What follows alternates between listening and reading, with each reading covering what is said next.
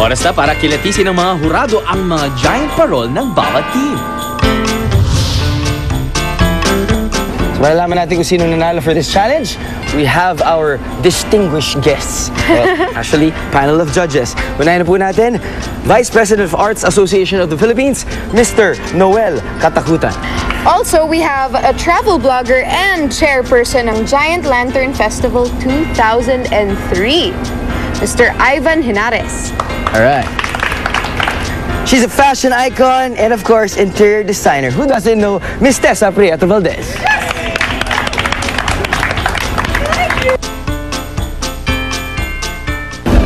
What is your interpretation?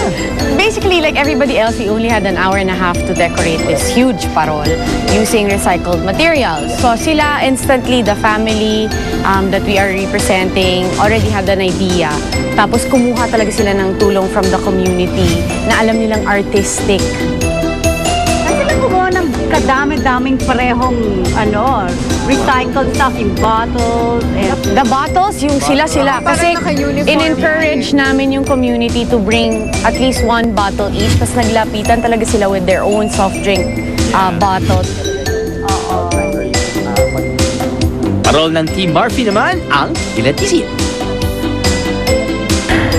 Okay, dun sa limited time na nabigay sa amin, inisip namin, ano ba, nagsama-sama kami ng mga concepts namin, ano ba yung talagang perfect na makakapag-picture o makapagpapakita kung ano talaga yung itsura ng community, yung livelihood nila, yung mga ginagawa nila, ano ba ang nagagawa ni Nanay Violeta, yung family na partner namin.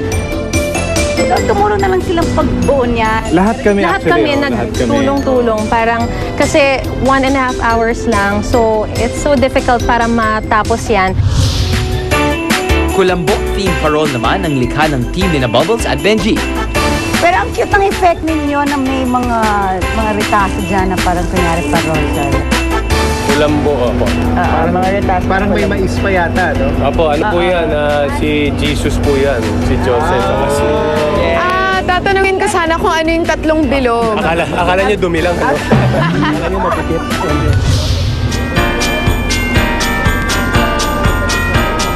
And last but not the least, parol wrapped in paper ni na Sam at Mike.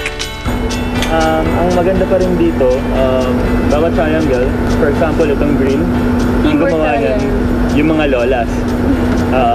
At yung blue, itong dark blue, grupo ng magkakabarkada na mga lalaki, yellow, random people. And we have Tansa there. Marami nga lang Tansa. Actually, mas madami pa yun kanina, pero...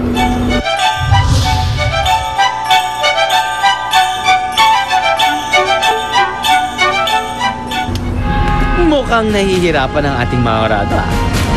Nakapag-desisyon na po ang mga judges natin. Alamin na natin ang scores ng bawat group.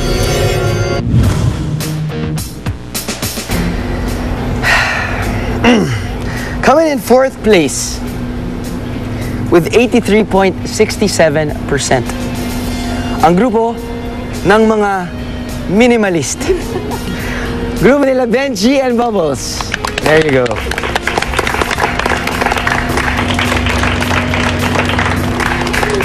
Third place with a score of 90.33%. Ang team ng isang Serena, si Sam and Mike.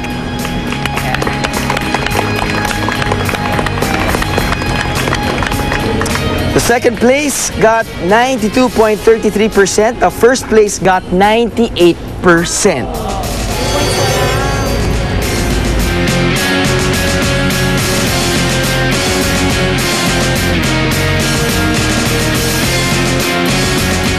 Susunod sa Puso ng Pasko. Congratulations to Team